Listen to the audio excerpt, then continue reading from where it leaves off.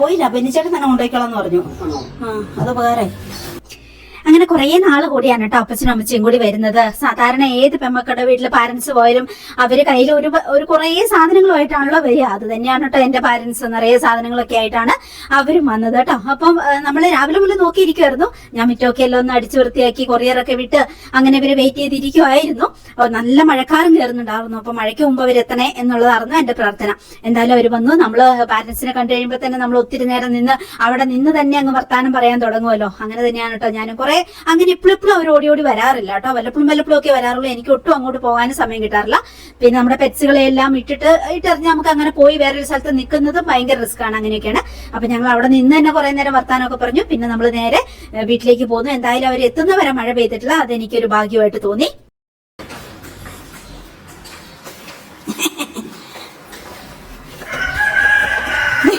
ഒരാള് നോക്കി കിടക്കണം.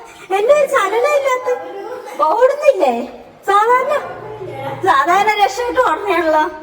അപ്പച്ചീനെ കണ്ടപ്പോഴും പേടിയില്ലാതെ മടി വന്നിരുന്നല്ലേ.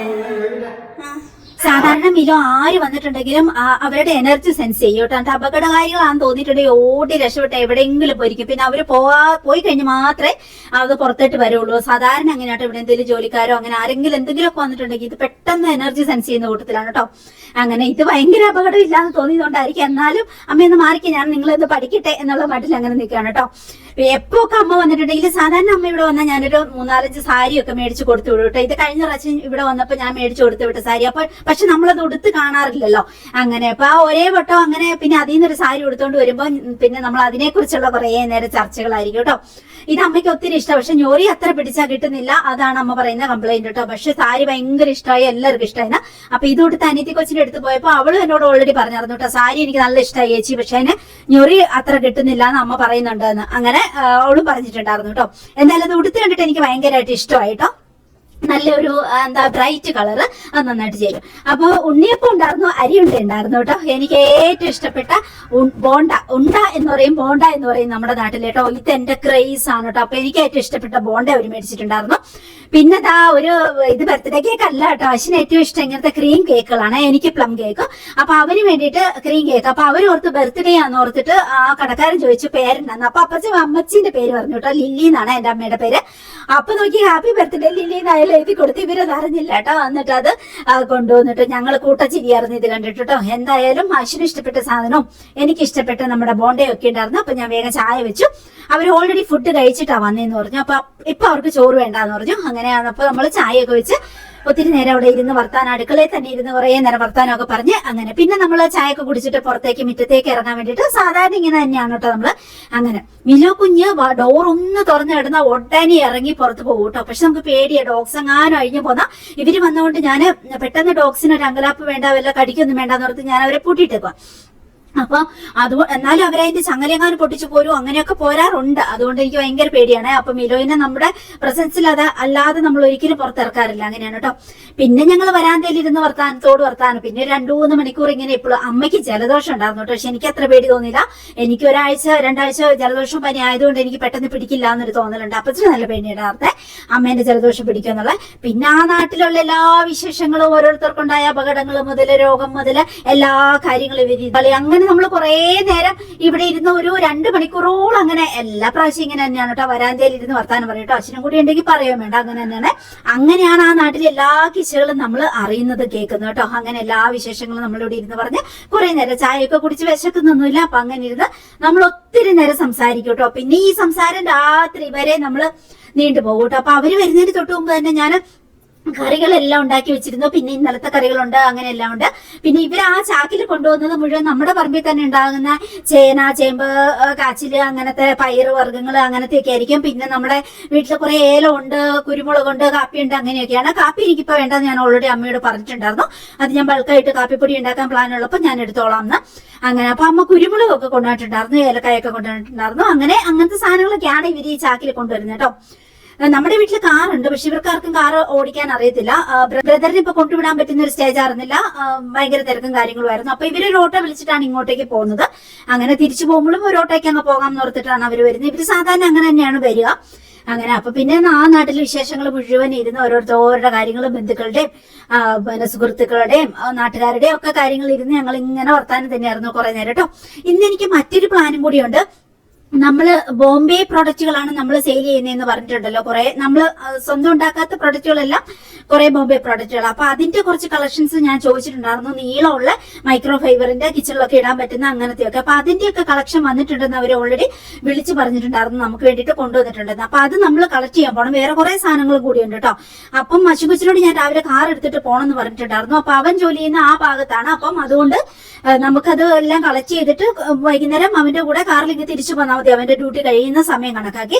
അപ്പൊ എനിക്ക് അതനുസരിച്ച് പോകണം. അപ്പൊ ഞാൻ ഓർത്തു എന്നാ പോയിട്ട് വരാം, ഇവരിവിടെ ഇരിക്കട്ടെ, നമുക്ക് പോയിട്ട് സാധനങ്ങളെല്ലാം കളക്ട് ചെയ്തിട്ട് വരാം. കാരണം നമുക്ക് ഒത്തിരി പേര് ഇങ്ങനെ ചോദിച്ച കുറെ സാധനങ്ങളുണ്ട്, അങ്ങനെയുണ്ട്. പിന്നെ മൈക്രോ ഫൈബറിന്റെ നീളമുള്ള ചവിട്ടി നമ്മളിങ്ങനെ നോക്കിയിരിക്കുമായിരുന്നു ഞാനടക്കം.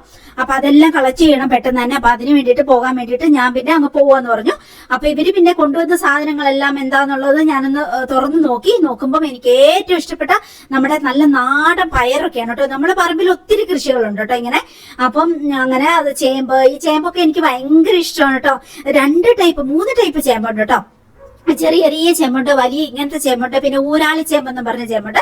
അത് ഇങ്ങനെ നമുക്ക് തൊണ്ടോടുകൂടി തന്നെ പുഴുങ്ങിയിട്ട് ഒരു ഇളം മധുരമാണ്, അതാണ് ഏറ്റവും ടേസ്റ്റ്.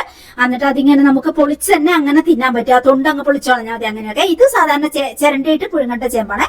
അപ്പൊ അതൊക്കെ നമുക്ക് നാളെ നാളെഞ്ഞൊക്കെ ചെയ്യാമെന്ന് ഓർത്തു. അപ്പൊ അവര് പിന്നെ ഇതൊക്കെ പൊളിക്കാൻ വേണ്ടി വന്നിരുന്നു. ഇനി അമ്മ എല്ലാം തോരൻ വെച്ചോളൂ കേട്ടോ. എന്റെ അമ്മ ഭയങ്കര പാവമാണ്.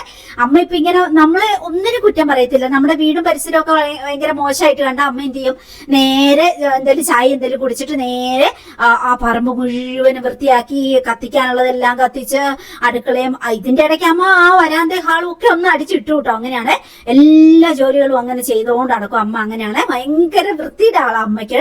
എല്ലാം നീറ്റ് ആൻഡ് ടൈഡി ആയിട്ട് അടുക്കി പറക്കി വൃത്തിയായിട്ടിരിക്കണം, അതാണ് അമ്മയ്ക്ക് കേട്ടോ. അപ്പൊ അങ്ങനെ ഇന്ന് മിറ്റം എല്ലാം അങ്ങനെ വൃത്തിയായി കിടക്കുന്ന കണ്ടപ്പോ അമ്മയ്ക്ക് സമാധാനമായിട്ടോ. അങ്ങനെ അപ്പൊ പിന്നെ ഇതൊക്കെ തോരൻ വെച്ചോളും. ഓൾറെഡി ഞാൻ നമ്മുടെ പറമ്പിൽ തന്നെ നിന്നെ മുരിങ്ങയിലൊക്കെ തോരൻ വെച്ചിട്ടുണ്ട്.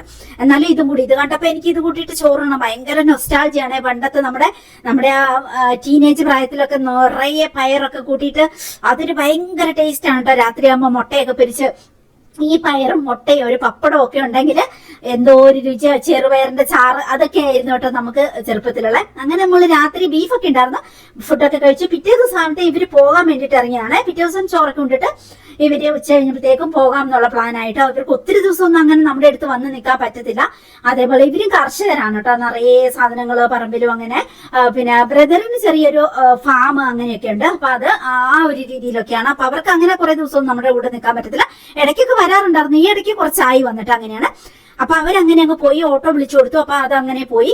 അത് കഴിഞ്ഞ് നമ്മൾ തിരിച്ചു വന്ന് കുറച്ച് ജോലികളൊക്കെ ചെയ്തു. പിന്നെ നോക്കുമ്പോ ഭയങ്കര സൗണ്ട്. അപ്പൊ പോയി നോക്കുമ്പോ പെരും മഴ, ഒരുമാതിരി ഇടവപ്പാതിയാണ് കേട്ടോ. അങ്ങനെ മഴ. ഞാനോർത്ത് ഭാഗ്യം അവര് വീട്ടിലെത്തി, എന്നെ വിളിച്ചിട്ടോ ഓൾറെഡി അവര് വീട്ടിലെത്തിയത്. പിന്നെ പെരും മഴ.